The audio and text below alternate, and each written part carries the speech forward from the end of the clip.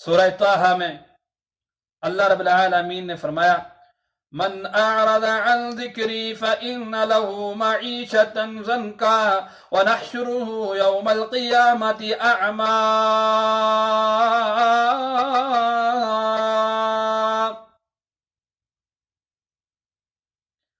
جس شخص نے میری یاد سے اعراض کیا، میرے ذکر سے روگردانی کی، فَإِنَّ لَهُ مَعِيشَةً ضَنْكًا، اس کی قبر کو ہم تنگ کر دیں گے، اس کی قبر والی زندگی کو ہم تنگ کر دیں گے۔ وَنَحْشُرُهُ يَوْمَ الْقِيَامَةِ أَعْمَى، قیامت کے دن اس کو اندھا کر کے ہم اٹھائیں گے۔ یہ کہے گا رب لم حشرتنی اعمى، اللہ تو نے مجھے اندھا کر کے کیوں اٹھایا؟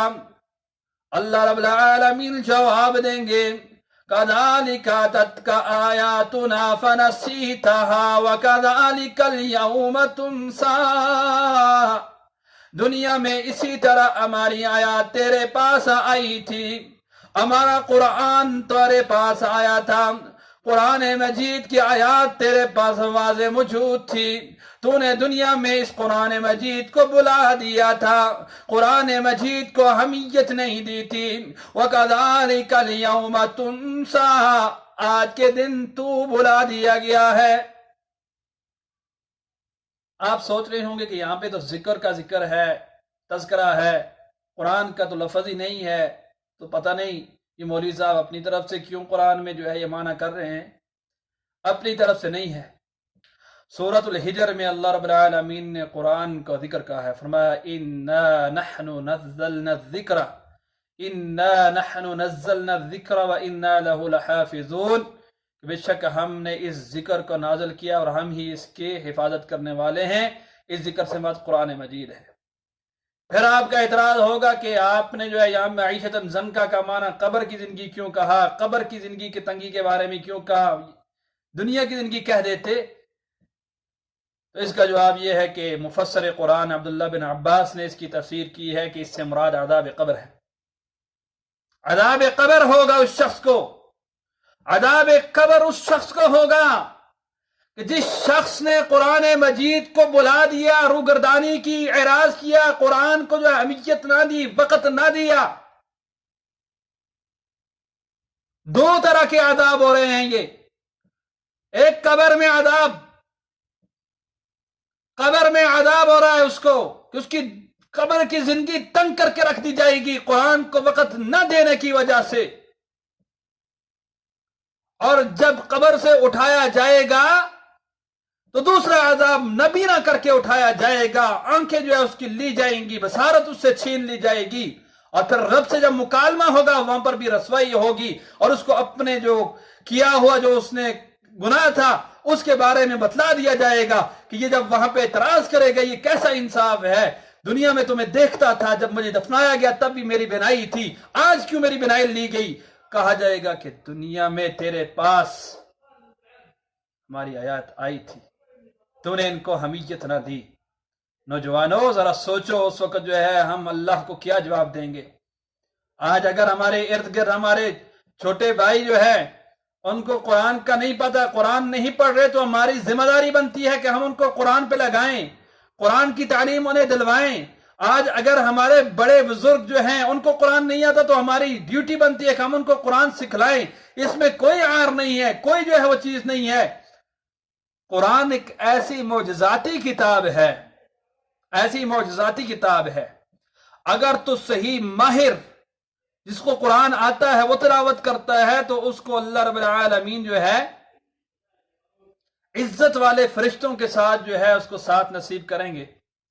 اس کے مقابلے میں ایک شخص ہے جس کو قرآن پڑھنا نہیں آتا، اٹک کے پڑھتا ہے، بار بار غلطی ہوتی ہے اس سے، لیکن قرآن کو چھوڑتا نہیں، روگردانی نہیں کرتا، قرآن سے پیار ہے، محبت ہے، سیکھنے کی کوشش کرتا ہے، پڑھتا ہے، قرآن کی تلاوت کرتا ہے، ٹائم لگ جاتا ہے اس کا۔ فرمایا ایسے شخص کے لیے دوہرا اجر ہے، ڈبل اجر اس کو ملے گا۔ اور پھر رمضان المبارک کا مہینہ بھی ہو تو اس میں اگر جو قرآن کی تلاوت کرنے سے روگردانی کرے، اس میں جو ہے وہ مردوں کی طرح پڑا رہے، مردہ دل کی طرح پڑا رہے. یہ مثال اللہ کے نبی صلی اللہ علیہ وسلم نے بیان کی ہے کہ اس شخص کی مثال جو اپنے رب کا ذکر کرتا ہے اور اس شخص کی مثال جو ذکر نہیں کرتا ایک زندہ اور مردے کی طرح ہے. کہ گویا جو ذکر کرتا ہے اس کا دل زندہ ہے، اس میں پتہ چلتا ہے کہ بندہ زندہ ہے، لیکن جو ذکر نہیں کرتا گویا وہ مردہ ہے. اور ذکر سے بہترین ذکر جو ہے قرآن مجید کی تلاوت. اپنے زندہ ہونے کا ثبوت دیجئے، قرآن مجید کی تلاوت کیجئے. جب تک یہ موبائلز وغیرہ، یہ میسیجز وغیرہ، واٹس ایپ وغیرہ، فیس بکس وغیرہ، یہ سوشل میڈیا وغیرہ، یہ دنیا کی جن چیزوں میں ہمیں مشغول کر دیا گیا ہے، یہ نہیں تھی. اللہ کی قسم میں نے نوجوانوں کو دیکھا ہے چھوٹی عمر میں کہ وہ مسجد میں بیٹھ کر فجر کی نماز کے بعد 3-3 4-4 پارے پڑھ کے جو اپنے گھر کو جاتے تھے. لیکن آج جو ہی سلام امام السلام علیکم ورحمۃ اللہ ایک طرف کہتا ہے، دوسری طرف کہنے کی دیر نہیں ہوتی یہی نوجوان مسجد سے باہر ہوتا. کس چیز نے اس کو نکالا ہے؟ یہ ساری رات جو ہے ان موبائلوں پہ گزارنے والے، یہ ذہنی جو ہے مفلوج کیے ہوئے، یہ دل سے جو ہے مفلوج کیے ہوئے، یہ ایمان ان کا جو مفلوج ہو چکا ہے ان جو ہے سوشل میڈیا کے ان نیٹ ورک کی وجہ سے. کہ کثرت کا استعمال جو ہے ان چیزوں کا کیا، غلط چیزوں میں پڑ گئے، بحث مباحثے میں لگ گئے، سارا وقت اجر ضائع ہو گیا. قرآن مجید کو جو ہے فرصت تک نہیں تھی. یا قرآن مجید تلاوت کر رہے تھے، اچانک بیل جو ہے فوراً جو ہے کوئی میسج ہے، فوراً میسج میں پڑھ گئے، پھر جو ہے مشغول ہو گئے.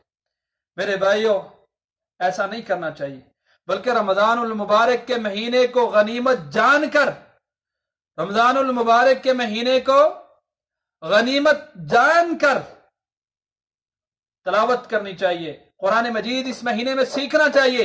اتنا حصہ اگر پورا سال جو ہے آپ قرآن سیکھ نہیں پاتے، آپ کے پاس وقت نہیں ہوتا، شیطان کا غلبہ ہوتا ہے، کم از کم اس مہینے میں تو سرکش شیطان باندھے ہوئے ہیں، اس مہینے میں آپ کو توجہ نہیں ہونا چاہیے. کم از کم رمضان کے مہینے میں کچھ پارے مقرر کر لیں کہ ہم نے اپنے امام مسجد سے یہ 5 پارے تجوید بھی سیکھنی ہے اور یہ پارے جو ہے ان کا مفہوم بھی سیکھنا ہے، ان میں جو مسائل ہیں وہ بھی سیکھنے. 5 نہیں کر سکتے، زیادہ ہیں، 3 کر لو. 3 نہیں کر لیتے تو 2 کر لو، کم از کم 1 تو کر لو. کہ آپ کی اگر اللہ نے آپ کو 30 سالہ زندگی دی تو 30 سالہ زندگی میں آپ کا قرآن مکمل ہو جائے. ہونا تو یہ چاہیے کہ آپ پورے سال کے اندر اس کو جو ہے وہ کمپلیٹ کر لو. جہاں 16 سال 17 سال لگا کر آپ BS MS کر لیتے ہو اور بڑی بڑی جو ہے وہ انگلش کے الفاظ جو ہے ٹوٹے پوٹے پتہ نہیں اونگ بٹانگ وہ ساری چیزیں جو ہے رٹا مار کے یاد کر لیتے ہو. اور یارو قرآن تو اتنا مشکل نہیں ہے. وَلَقَدْ يَسَّرْنَا الْقُرْآنَ لِلذِّكْرِ فَهَلْ مِن مُدَّكِرٍ. یہ تو رب تعالی نے اٹل حقیقت بیان کی ہے کہ لوگوں ہم نے اس قرآن مجید کو جو ہے بڑا ہی آسان کر دیا ہے، بڑا ہی آسان کر دیا ہے. کوئی ہے نصیحت لینے والا، کوئی ہے نصیحت لینے والا، کوئی میدان میں تو آئے، کوئی نصیحت مانگنے کے لیے تو آئے. اس قرآن کو ہم نے آسان بنا دیا ہے. یہ لوگوں کا دعویٰ ویسے ہے کہ بعض لوگ کہتے ہیں قرآن سیکھنا جو کوئی آسان کام نہیں، بہت آسان ہے. اللہ نے کہہ دیا، رب تعالیٰ کی بات میں کوئی دوئی رائے ہو ہی نہیں سکتی. اٹل حقیقت ہے کہ قرآن کو اللہ نے جو آسان بنا دیا ہے. سیکھنے کی کوشش کرو. اگر اس حالت میں مر گئے نا، قرآن بغیر سیکھے چلے گئے دنیا سے، تو یہ مت کہنا کہ ہمارے پاس عذر ہوگا کہ ہمارے پاس ٹائم نہیں ہے. وہاں پہ یہ سوال ہو سکتا ہے کہ 16 سالہ 17 سالہ 18 سالہ PhD لیول تک آپ جا سکتے تھے اور اتنی فیسز وغیرہ دے سکتے تھے. اتنا وقت جو ہے گھر کو بھی آپ جو ہے چھوڑ کے گئے اور بڑے بڑے کالجز یونیورسٹیز میں گئے، وہاں تک پڑھا اور اس کے بعد جو ہے عملی میدان میں آ کر کے سکالرز لگے، لیکچرار لگے، آپ نے اپنی عملی فیلڈ میں کام کیا. دنیا کے لیے تمہارے پاس اتنا زیادہ وقت تھا، قرآن کے لیے وقت نہیں تھا. یہ صرف 30 پاروں کے لیے وقت نہیں تھا، 114 سورتوں کے لیے وقت نہیں تھا تمہارے پاس. اس وقت یہ ہیلے بانے نہیں چلیں گے. اور اگر قبر میں بچ گئے عذاب سے تو کل قیامت کے دن رسول اللہ صلی اللہ علیہ وسلم کے مقدمے سے جو ہے نہیں بچ پاؤ گے. وہاں پہ مقدمے کا سامنا کرنا پڑے گا. وہاں پہ کیا جواب دو گے کہ ہم نے قرآن کو پیٹھ پیچھے نہیں چھوڑا تھا. لوگوں آخری حدیث بیان کرتا ہوں، رمضان المبارک کے حوالے سے ہی ہے کہ رمضان المبارک میں اگر آپ قرآن کو وقت دو گے نا تو پورا سال آپ کی روٹین بن جائے گی. چونکہ یہ تدریبی عمل ہے، ٹریننگ کا وقت ہے.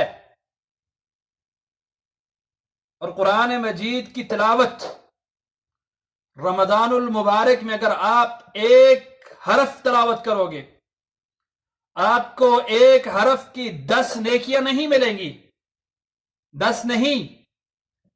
عام روٹین میں تو یہ ہے کہ ایک حرف پڑھو تو 10 ہے، جیسے کہ رسول اکرم صلی اللہ علیہ وسلم نے فرمایا کہ قرآن مجید کے ہر حرف پہ جو ہے 10 نیکیاں ہیں، اور میں نہیں کہتا کہ الف لام میم حرف، الف حرف و لام حرف و میم حرف، بلکہ الف الگ حرف ہے، لام الگ حرف ہے، میم الگ حرف ہے۔